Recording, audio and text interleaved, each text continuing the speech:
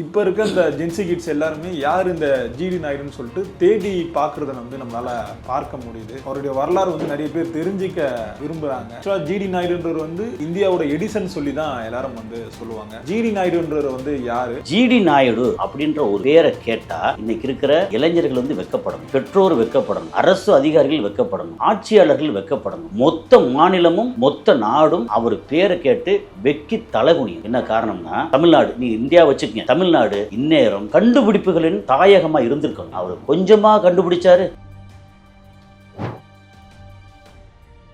வெளிநாட்டில் இருந்து கார் அப்போ பஸ் இருக்கு இல்லையா, அதோட பஸ்ஸை மொத்தமாக வாங்க முடியாது, ஸ்பேர் பார்ட்ஸாக கொஞ்சமாக வாங்கி அதை புது மாதிரியாக ஒரு பஸ்ஸை ரெடி பண்ணி அப்புறம் பஸ்ஸை ஓட்டுறாரு. அவர் தான் டிரைவர், அவர் தான் conductor, Palani to Pollachi. Okay, அது மாதிரி அதுக்கப்புறம் பஸ் கம்பெனியாக ஆரம்பிக்கிறார். அது யுனைடெட் மோட்டார் சர்வீஸ் அப்படின்னு சொல்லி ஒரு கம்பெனி ஆரம்பிக்கிறார். இதெல்லாம் ஒரு பக்கம் நடக்குது. இன்னொரு பக்கம் பார்த்தா அவர் 1930 எலக்ட்ரிக் ஓட்டிங் மிஷினை கண்டுபிடிச்சார். அப்போ யோசிச்சு பாருங்க, 95 வருஷம் ஆச்சு. 95 வருஷத்துக்கு முன்னாடி ஒரு மனுஷன் அப்படி இந்த ஓட்டு எதுக்கு போட போறோம், இங்க தட்டினா இவருக்கு ஓட்டு விழுவுது அப்படின்னு சொல்ற அளவுக்கு பண்ணார். அப்ப அது என்ன வகையான மூளை? அந்த மூளையை நம்ம அவர் தூக்கி கொண்டாடிக்க வேணாம். எங்க போனாலும் பெரிய வந்துட்டாருப்பா, விஞ்ஞானி வந்துட்டாருப்பா அப்படின்னு அவரை எவ்வளவு பேர் எள்ளி நகையாடி இருப்பாங்க. அப்படியே கிண்டல் அடிக்கிறவங்க ஒரு 1974 இறந்து விட்டார். ஓகே, இவர் என்னங்கடா இப்படி இருக்காங்க மனுஷங்களை அட்டையை விட மோசமா, கொசு விட மோசமா மனுஷனோட ரத்தத்தை உறிஞ்சுறாங்களே, இப்படி எப்போ 1930-40 உறிஞ்சுறாங்களே அப்படின்னு கோவப்பட்டவர். ஹிட்லரை கவர்ந்தவர் சொல்லுவாங்க சார் ஜிடி நாயுடு அவர்கள். ஜெர்மனில் போய் பரிசு வாங்குறாருன்னா அப்புறம் என்ன சொல்லுவீங்க? சுபாஷ் சந்திர போஸுக்கு சில ஆட்களுக்கு மட்டும் ஹிட்லர் ரொம்ப பிடிக்கும். ஏன்னா அவன் நேர்மையான, நம்ம சொன்னபடி செய்யறான். அதாவது ஒரு மனுஷனோட உயர்வுன்னு ஒன்று இருக்குல்ல, துரு நம்ம இங்கே பிறந்துட்டோம், ஏதோ களிமண் மாதிரி வந்தோம், பார்த்தோம், படிக்கிறோம், எழுதுறோம். நம்ம ஊர்ல ஆரஞ்சு நல்லா விளையுமா? விளையாது. ஆப்பிள் ஆரஞ்சு, அது ஆரஞ்சு ஆப்பிள்லாம் எங்க உள்ளது? காஷ்மீர் குளிர் பிரதேசம். அதை போத்தனூர் விளைய வச்சார். இது எதுக்கு சொல்றோம்னா, இது சும்மா விளையாட்டுகள் இல்ல. ஒரு மனுஷன் இறங்கி பண்றதா இருந்தா இன்னைக்கு இங்க திரும்பி பார்த்தாலும் சுகர் நோயாளிகள், சுகர் ஆகி போச்சுன்னா புண்ணு ஆறாவது, காலை கட் பண்ணணும், விரலை கட் பண்ணணும் இருக்குல்ல, அவரு அப்பவே சுகருக்கு எதிரா சித்த மருத்துவம் இருக்குல்ல, மருந்து கண்டுபிடிச்சு கொடுத்தாரு. எதிர்தான் பண்ணல. உங்களுக்கு ஒரு பக்கம் மெக்கானிக்கல், இந்த மாதிரி எலக்ட்ரிக்கல் இது சம்மந்தப்பட்டு, இன்னொரு பக்கம் அக்ரிகல்ச்சர், இன்னொரு பக்கம். ஆனா இவ்வளவு கண்டுபிடிச்ச ஒருத்தர் அவரோட கடைசி காலகட்டம் ரொம்பவே வேதனைக்குரியதுன்னு சொல்லுவாங்க சார். தன்னோட கண்டுபிடிப்புகளை வெறுப்பு. என்னன்னா இவ்வளவு பண்ணிக்கிட்டு இருக்கோம், அங்கீகாரமே இல்லை. ஒரு மனுஷனுக்கு வாழ்நாள் பூரா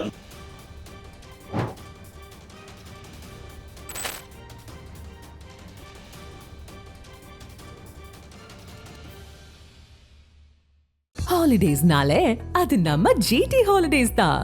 GT Holidays, South India's #1 travel brand. You know you are special when you're with GT Holidays. Sir வணக்கம் சார். வணக்கம் சார் ராஜ். எப்படி சார் இருக்கீங்க? நல்லா இருக்கேன் ராஜ். நீ நல்லா இருக்கீங்களா? நல்லா இருக்கேன் சார். ஓகே, இப்போ இருக்க இந்த ஜென்சி கிட்ஸ் எல்லாருமே யார் இந்த ஜிடி நாயுடுன்னு சொல்லிட்டு தேடி பார்க்குறத நம்மளால பார்க்க முடியுது. அவருடைய வரலாறு நிறைய பேர் தெரிஞ்சிக்க விரும்புகிறாங்க. ஆக்சுவலாக ஜிடி நாயுடுன்றவர் இந்தியாவோட எடிசன் சொல்லி தான் எல்லாரும் சொல்லுவாங்க. இந்த ஜிடி நாயுடுன்றவர் யாரு, அவருடைய பின்னணி பற்றி சொல்லுங்க சார். நம்ம நம்பர் 1 ஜிடி நாயுடுன்னு எடுத்தாச்சுன்னா அவரை பற்றின பிறந்து என்ன பண்ணார் ஒரு டீட்டெயில். அப்புறம் அவர் ஆராய்ச்சியில் புதுசு புதுசாக என்ன பண்ணார், இது 2வது.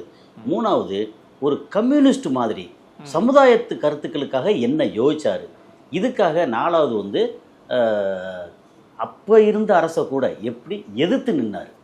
ஓகே, என்ன முடிவாச்சு அப்படிங்கிறது.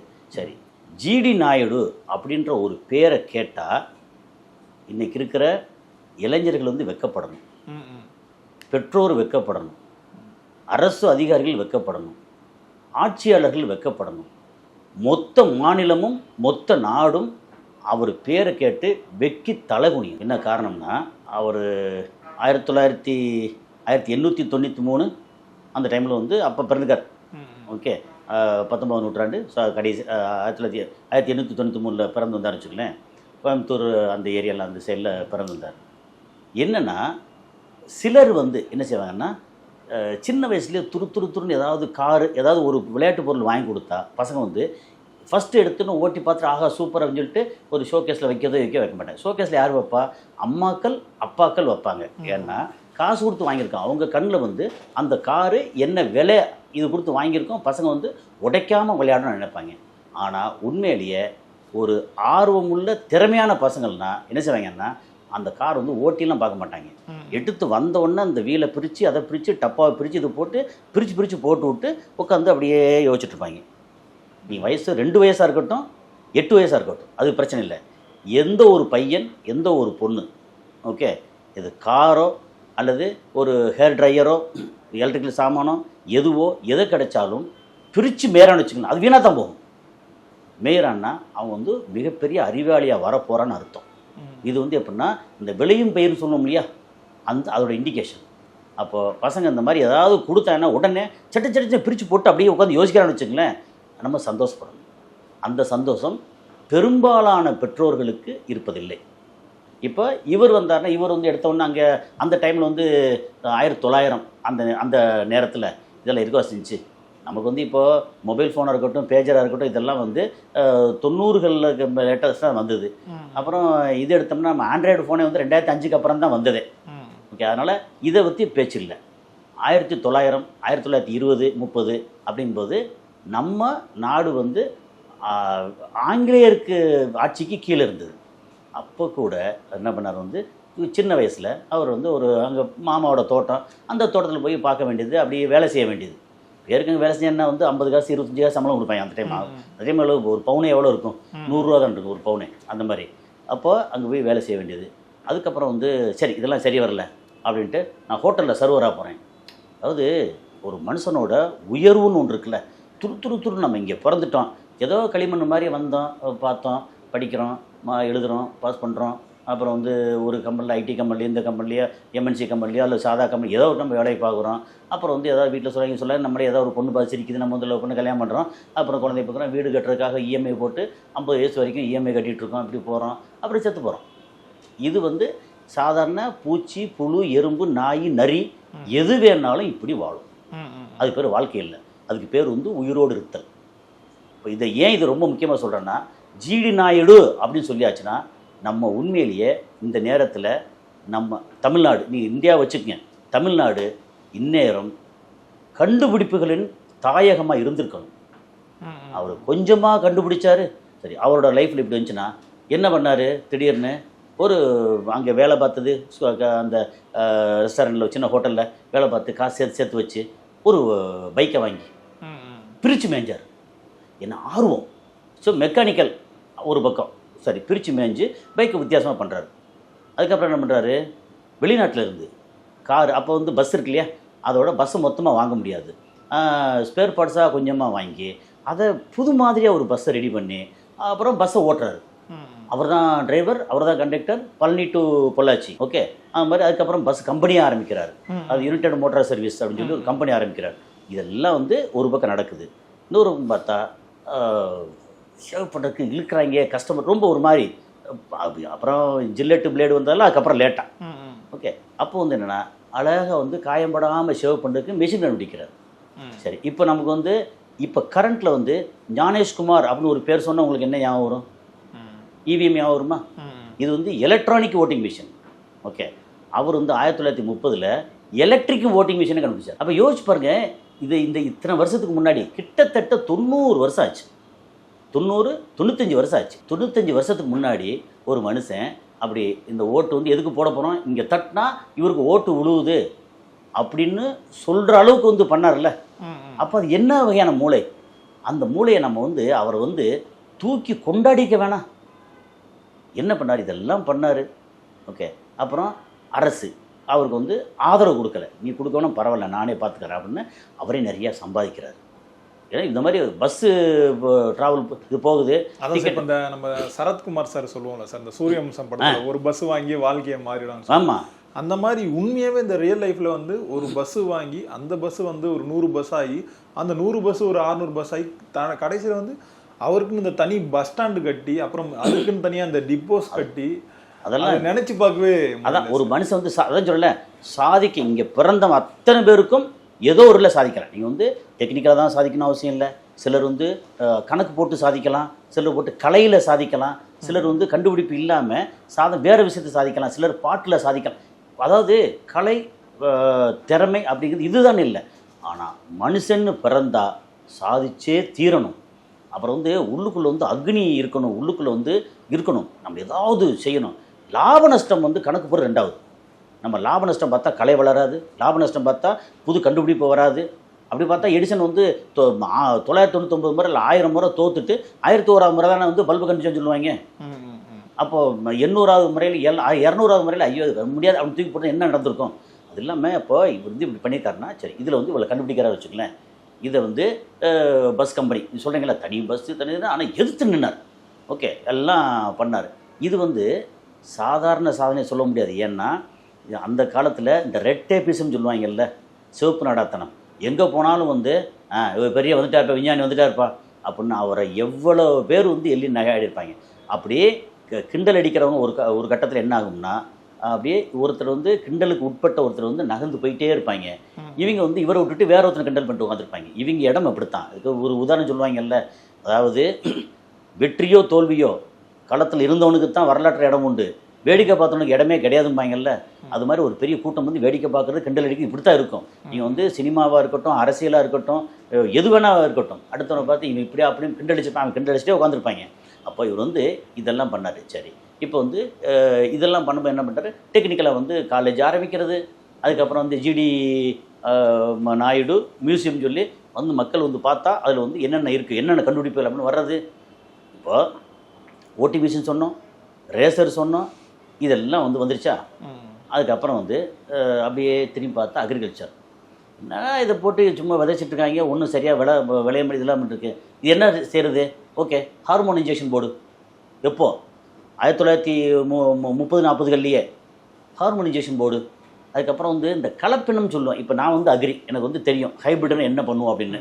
ஓகே, அப்போது இந்த ஒரே ஃபேமிலி, ஒரு மால்வேசிய ஃபேமிலி அப்படின்னா உங்களுக்கு வந்து வெண்டைக்காய் இருக்கும், செம்பருத்தி இருக்கும், இந்த மாதிரி. ஓகே, ஃபேபேசிய ஃபேமிலி, சொலானேசிய ஃபேமிலி அப்படின்னா ஒரு தக்காளி இருக்கும்.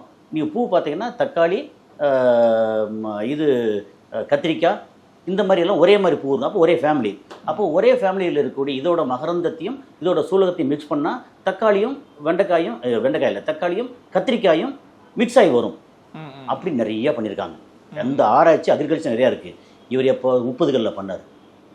என்ன பண்ணார், இந்த கலப்பின சேர்க்கை இருக்கு இல்லையா, அதெல்லாம் பண்ணி மக்காச்சோளம், இப்போ வந்து சோளம் இருக்குல்ல, அது வந்து நார்மலாக நம்ம வந்து அந்த காலத்தில் எவ்வளோ உயரத்துக்கு வளருன்றீங்க, சோளம் ஒரு அடி சோளம் வளர்ச்சுன்னா ஒரு 5 அடி 6 அடி வளருமா, 18 அடி வளர வச்சார் சோளத்தை. நீ வந்து ஹார்மோன் போடு, இதை செய்யி, கலப்பினம் பண்ணு, இதை பண்ணு அப்படின்னு ஆராய்ச்சி பண்ணி 18 அடி. சரி, இப்போ வந்து பருத்தி விதைப்போம்ல, சரி ஒரு பருத்தி வருது, அது முதல் வெடித்து வருது, அதை பூரா எடுத்து பருத்தி பஞ்சா எடுக்கிறோம். அப்புறம் 2ஆம் பறிப்பு, 3ஆம் பறிப்பு, 4ஆம் பறிப்பு, 4 பறிப்பு முடிஞ்சு 5ஆவது பறிப்புக்கு அப்புறம் வந்து பருத்தி வந்து சீசன் முடிஞ்சிடும். அதுலேருந்து ஒரு செடியிலேருந்து, ஒரு பருத்தி செடியிலேருந்து எவ்வளோ எடுக்கலாம் அப்படின்னா, ஒரு உதாரணத்துக்கு வந்து ஒரு 2 கிலோ எடுக்கலாம்னு வச்சுக்கலேன். மொத்தத்துக்கு இவர் வந்து 20 கிலோ எடுத்து காமிச்சார் ஒரு பருத்தியிலேருந்து. அப்போது என்ன ஆராய்ச்சின்றீங்க. அது இல்லாமல் துவரம் பருப்பு இருக்குல்ல, துவரை, அதில் பார்த்தா பயங்கரமான ஈல்டு. இது எப்படி மனுஷன் சாப்பிடுவானா அப்படின்னு யோசிக்கிற அளவுக்கு துவரையில் வந்து எல்லாத்துலேயும் ஆராய்ச்சி வந்து அவ்வளோ பண்ணி, துவரையில் ஆராய்ச்சி. அதுக்கப்புறம் வந்து எல்லாமே இதுபடியே பருத்தி, துவரை, மக்காச்சோளம் அப்படின்னு நமக்கு தேவைப்படுற விஷயங்கள் இருக்குல்ல அது. சரி, இப்போ இவர் வந்து இங்கே இருக்கிறது வந்து போத்தனூர்னு சொல்லி கோயம்புத்தூர் இருக்குல்ல, அங்கே ஒரு 40 ஏக்கர் வாங்கி ஃபார்ம் போட்டு இது ஆராய்ச்சியெல்லாம் பண்ணுறாரு. இங்கே வந்து காலிஃப்ளவர் இருக்குல்ல, கேபேஜ், காலிஃப்ளவர், நோக்கோல் அப்படின்னு சொல்லி இந்த மாதிரி கோல் கிராப்னு சொல்லுவாங்க. அது எல்லாமே எங்கே வரும்னா, ஊட்டியில் மேட்டுப்பாளையம் தாண்டி குன்னூர், கூடலூர் அப்படின்னா அந்த மாதிரி மலைகளில் வரக்கூடிய கோல் கிராப்ஸ்னு சொல்லுவாங்க. அதை வந்து ஏன் காலிஃப்ளவர் அங்கே மட்டும் தான் வரணுமா, இங்கே வரக்கூடாது அப்படின்னு கோயம்புத்தூர் விளைய வச்சவர். சரி, நம்ம ஊரில் வந்து ஆரஞ்சு நல்லா விளையுமா? விளையாது. ஆப்பிள், ஆரஞ்சு, அது வந்து ஆரஞ்சு ஆப்பிள்லாம் எங்கே உள்ளது? காஷ்மீர் குளிர் பிரதேசம். அதை போத்தனூர் விளைய வச்சார். இது எதுக்கு சொல்கிறோம்னா, இது வந்து சும்மா விளையாட்டுக்கு இல்லை, ஒரு மனுஷன் இறங்கி பண்ணுறதா இருந்தால் இன்றைக்கி அக்ரிகல்ச்சரில் அப்படி. சரி, இப்போ நமக்கு வந்து எங்கே திரும்பி பார்த்தாலும் வந்து சுகர் நோயாளிகள், சுகர் ஆகி போச்சுன்னா புண்ணு வந்து ஆறாவது, காலை கட் பண்ணணும், விரலை கட் பண்ணணுன்னு இருக்குல்ல. அவர் அப்போவே சுகருக்கு எதிராக சித்த மருத்துவம் இருக்குல்ல, மருந்து கண்டுபிடிச்சு கொடுத்தாரு. இது எதிர் தான் பண்ணல. உங்களுக்கு ஒரு பக்கம் மெக்கானிக்கல், இந்த மாதிரி எலக்ட்ரிக்கல், இது சம்மந்தப்பட்டு, இன்னொரு பக்கம் அக்ரிகல்ச்சர், இன்னொரு பக்கம் மருத்துவம். என்னன்னா இவர் மேலே இருக்கிற குற்றச்சாட்டு ஒன்று சொல்லுவாங்க தெரியுமா? என்ன அப்படின்னா, நீங்கள் வந்து இப்போ ஒரு புதுசாக பைக்கு கண்டுபிடிச்சி அதை உற்பத்தி பண்ணுறோம். அந்த பைக் அந்த டைமில் வந்து உதாரணத்துக்கு 2000 ரூபா அந்த பைக்கு. அப்போ கவர்மெண்ட் வந்து ஒரு 200 ரூபா டேக்ஸ் போட்டு பிடிக்குன்னு வச்சுங்களேன். அந்த டேக்ஸ் போடக்கூடாது. மக்களுக்கு வந்து நீ டேக்ஸ் போடாமல் விஷயங்கள்லாம் கொடு, விலைவாசி குறையும், அது மூலமாக உனக்கு நீ வந்து ரெடி பண்ணு, உனக்கு கவர்மெண்ட் நடத்துகிற காசு கிடைக்கும் அப்படின்னு அவர் சொல்லி பார்த்தாரு. அப்போவே இத்தனைக்கும் இவ்வளோ பெரிய டேக்ஸ் இல்லாமல் இந்த மாதிரி 28%, 18% ஜிஎஸ்டி இல்லாத நேரத்துலையே இப்போல்லாம் நீங்கள் அவர் இந்த இப்போ உள்ள டேக்ஸ் எல்லாம் பார்த்துருந்தாரு வைங்க. அவர் 1974 வந்து இறந்து போயிட்டார். ஓகே, இவர் வந்து என்னங்கடா இப்படி இருக்காங்க மனுஷங்களை வந்து அட்டையை விட மோசமாக, கொசு விட மோசமாக, மூட்டைப்பூச்சியோட மோசமாக மனுஷனோட ரத்தத்தை உறிஞ்சுறாங்களே இப்படி. எப்போ 1930, 40கள்லையே 50ல் உறிஞ்சுறாங்களே அப்படின்னு கோவப்பட்டவர். நீ வந்து மக்களுக்கு எந்த பொருள் மேலேயும் டேக்ஸே போடாத, அப்போ விலைவாசி குறையும். விலைவாசி குறைஞ்சா ஆட்டோமேட்டிக்காக அவங்களுடைய பையிங் பவர் ஜாஸ்தி ஆகும். அப்போ பையிங் பவர் ஜாஸ்தி ஆகும்போது நீ வந்து உற்பத்தி பண்ணி கொடு, நீ வந்து வேறு ஆர்கனைஸ் பண்ணு, ஆர்கனைஸ் பண்ணுறது மூலமாக உனக்கு காசு கிடைக்கும், மக்களை வதைக்காத அப்படின்னு. இது வந்து ஒரு வகையான கம்யூனிஸ்ட் சித்தாந்தம். அப்போ இது சொன்னோம் இல்லையா, இவரோட வாழ்க்கை சரித்திரம் ஒரு பக்கம், இன்னொரு பக்கம் கண்டுபிடிப்பு வந்து நம்ம பேசணும்னு வச்சுக்கலாம். அது ஒரு மணி நேரம் டீட்டெயில்டாக பேசலாம். இந்த பஸ் என்ன பண்ணார், எங்கேருந்து கொண்டு வந்தார், அதுக்கப்புறம் வந்து இந்த ரேசர் பிளேடு இருக்குல்ல, இங்கே வந்து ரேசர் பிளேடு வந்து இங்கே அழகாக அப்படி கொண்டு போய் எல்லாம் ரெடி பண்ணிவிட்டு அப்போவே 1952 சம்திங் 30 1930 ஒரு நிமிஷம் ஜெர்மனில் போயிட்டு தான் அதுக்கான காரணம் வாங்கினாங்கன்னு சொல்லுவாங்க. இல்லை, அங்கே போய் ஜெர்மனில் ரேசர் பிளேடு இங்கே பண்ணியாச்சு. பண்ணதுக்கப்புறம் வந்து இவங்க சொன்னால் வந்து இது என்ன பெரிய இதாங்க அப்படிமாங்கல்ல, ஜெர்மன் அங்கீகாரம் பெற்றது அப்படின்னா ஐயோ சூப்பர் அப்படிமா. நம்மளுக்கு வந்து வெள்ளைக்காரனே சொல்லிட்டான்ப்பா, நமக்கு ஏதாவது ஒரு சின்ன விஷயம் அப்படின்னா நாசாவே சொல்லிட்டான்ப்பா அப்படிமாங்கல்ல. அவன் நாசமாக போன நாசா என்ன சொன்னான்னு சொல்ல வேணும், அதெல்லாம் அதை வந்து சொல்ல வைக்கிறது அப்படி நாசமாக போனங்கிறது சும்மா வந்து ஒரு ரைமிங்காக சொன்னது அவ்வளோ ஒன்றும் இல்லை. நாசா வந்து உண்மையிலே பெரிய அளவுக்கு வந்து ஆராய்ச்சி பண்ணுறாங்க, நம்ம அதெல்லாம் குறைச்சி மதிப்பிடலை. என்னென்னா இவர் வந்து இந்த ரேசரை கொண்டு போய் அங்கே எக்ஸிபிஷன் நடக்கும்ல, இங்கே போய் வெளிநாட்டுக்கெல்லாம் அசால்ட்டாக போகக்கூடிய ஏற்கனவே நான் ஏன் போகக்கூடாது, அந்த மாதிரி ஒரு துணிச்சல் இருக்குல்ல, துணிச்சல் ப்ளஸ் தொழில் முனைவோர் ப்ளஸ் வந்து புது கண்டுபிடிப்பு அத்தனையிலையும் கிங்கா ஒருத்தர் இருக்க முடியுமா? நேராக போய் அங்கே போய் டிஸ்பிளே பண்ணார், வச்சு காமிச்சார், வா சூப்பர் அப்படின்னு ஃபஸ்ட் ப்ரைஸ். அப்புறம் பேட்டன்ட்டு, இதை பேட்டன்ட் பண்ணலை, ஃபஸ்ட் ப்ரைஸு. அதுக்கப்புறம் அங்கேயே வந்து நிறையா அது தொழில் புதுசாக பண்ணுறதுக்கு எல்லாம் நிறையா எக்ஸ்சேஞ்ச் பண்ணிட்டு வந்தாங்க. அந்த நேரத்தில் என்ன பிரச்சனைன்னா ஜெர்மன் வந்து யூகேக்கு எதிரான கண்ட்ரி. ஓகே ரொம்பவே ஹிட்லரை வந்து கவர்ந்தவர்னு வந்து சொல்லுவாங்க சார் ஜிடி நாயுடு அவர்கள். வந்து ஜெர்மனில் போய் பரிசு வாங்குறாருன்னா அப்புறம் என்ன சொல்லுவீங்க? இங்கே ஹிட்லரோட பீரியட் எப்போ? ஹிட்லர் வந்து 1920கள்லேயே 18-20கள்லேயே ஹிட்லர் இருக்கார். அந்த முதல் உலக போரில் ஹிட்லர் வந்து கலந்துக்கிட்டார் லேசா. ஓகே, ஒரு சாதாரண சிப்பாயாக கலந்துக்கிட்டார். அவர் தான் 1935 வந்து அதிகாரத்துக்கு வர்றாரு. அதுக்கடையில் இடையில ஜெயிலுக்கு போகிறாரு, மெயின் கம்பெனி எழுதுறாரு. அதெல்லாம் நம்ம முன்னாடி ஹிட்லர் பற்றி பேசணும். அப்போது இவருக்கு வந்து எப்படின்னா, இவருக்கு சுபாஷ் சந்திர போஸுக்கு சில ஆட்களுக்கு மட்டும் வந்து ஹிட்லர் ரொம்ப பிடிக்கும். ஏன்னா அவன் நேர்மையானவன், நம்ம சொன்னபடி செய்கிறான்.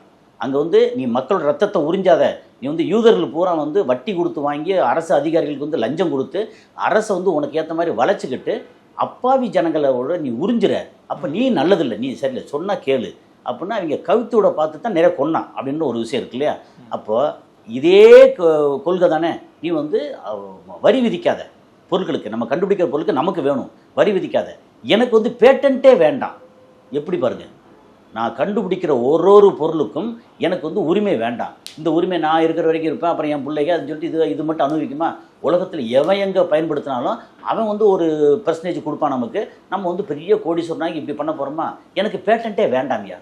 சரி, பருத்தி இவ்வளோ பண்ணாங்கல்ல, அதுக்கப்புறம் அந்த பருத்தி ஆராய்ச்சி பண்ணாங்களா? நமக்கு வந்து நான் படித்த தமிழ்நாடு அக்ரிகல்ச்சர் யூனிவர்சிட்டி தான், அங்கே நிறைய ஆராய்ச்சின்னு பேர் நடக்குது. ஆனால் இவர் வந்து அந்த டைமில் இறங்கி பண்ணார்ல, அந்த ஆராய்ச்சி பண்ணியிருந்தா நமக்கு வந்து இந்த ரசாயன உரம் வந்துருச்சு, நம்ம மண்ணை மலடாக்கிட்டோம், இப்படி பண்ணி அப்படி பண்ணுறோம் வருமா? பருத்தி வந்து ஒரு பருத்தி செடியிலேருந்து ஒரு சாக்கு நிறைய பருத்தியை வந்து உற்பத்தி பண்ண முடியும்னு காமிச்சார்ல, அதே ஊர் பூரா பண்ணிடக்கூடாது. அதுக்கப்புறம் மக்காச்சோளம், ஏன் மக்காச்சோளம் சொல்கிறேன்னா சோளம், அதில் ஏன் வந்து 18 அடி வந்தால் 18 அடி வெறுமனே தட்டையாக மட்டும் வளராதுல்ல, அதில் வந்து எவ்வளோ கருது இருக்கும். அதே மாதிரி துவரம் பருப்புனா நார்மலாக ஒரு துவரம் பருப்பு வந்தான்னா ஒரு 200 கிராம் 300 கிராம் ஒரு கிலோ வரும்னு வச்சுக்கலேன், ஒரு 1.5 கிலோ வருதுன்னா ஒரு செடியிலேருந்து, அப்போ எவ்வளோ பெரிய விஷயம்.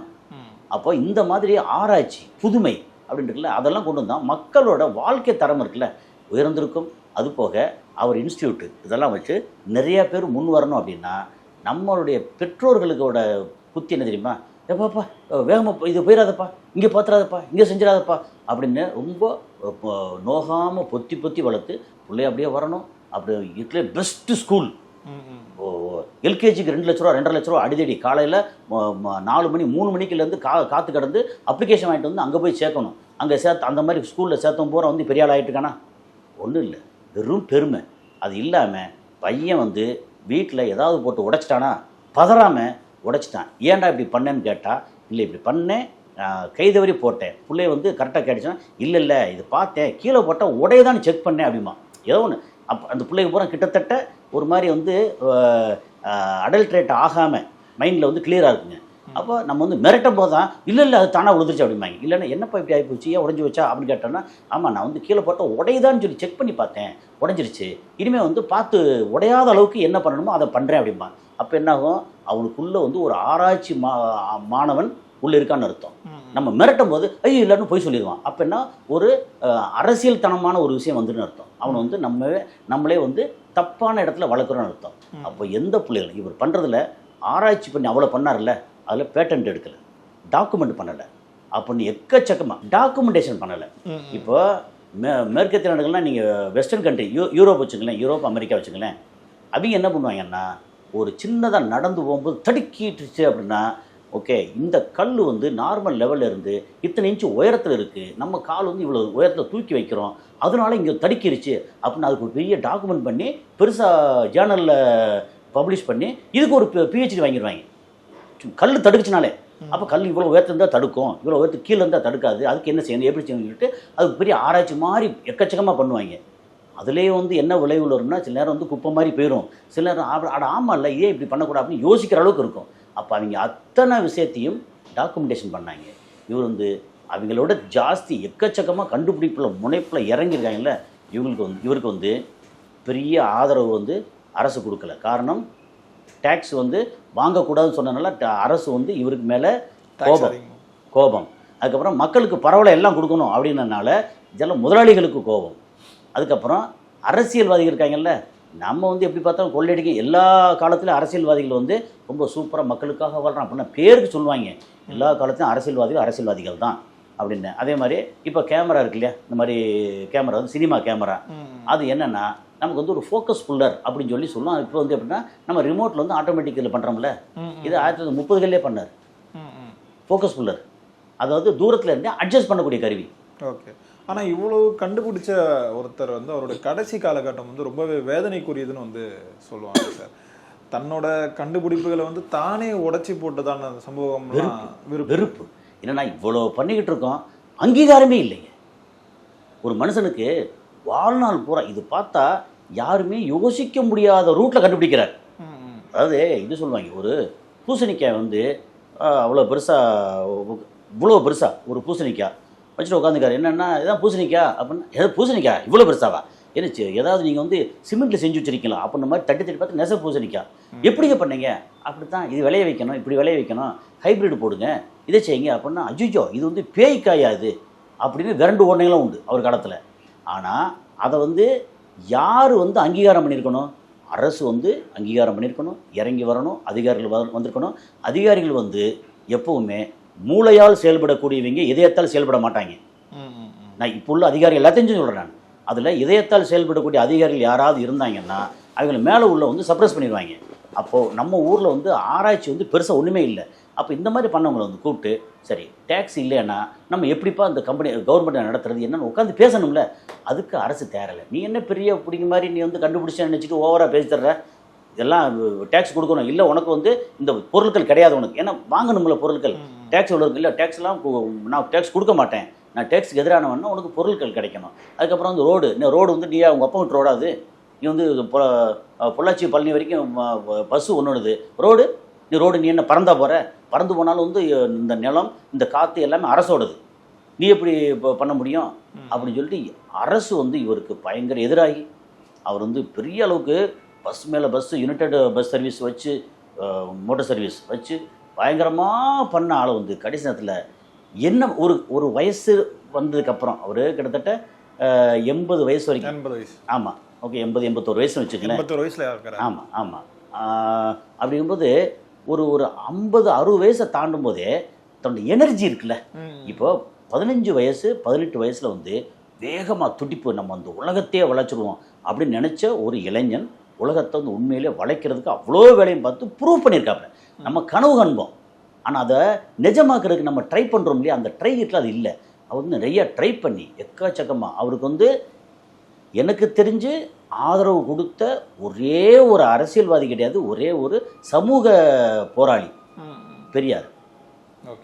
ஓகே, அதுக்கு விமர்சனம் பண்ணுவாங்க, அந்த விமர்சனத்துக்கு உள்ளே போகலை.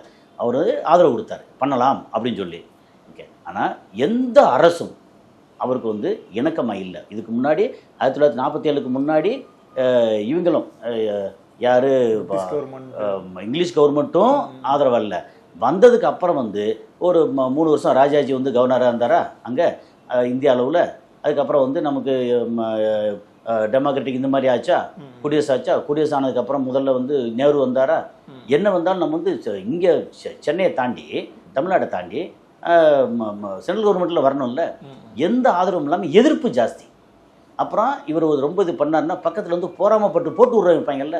அது எல்லாம் சேர்ந்து 25 வயசு 30 வயசு 50 வயசு 40 வயசு அங்கே ஜெர்மன் இது போகிறாருன்னா, ஜெர்மன் வந்து எப்படி பார்த்தாலும் வெள்ளைக்காரங்களுக்கு பிரிட்டிஷ்காரங்களுக்கு எதிரானது.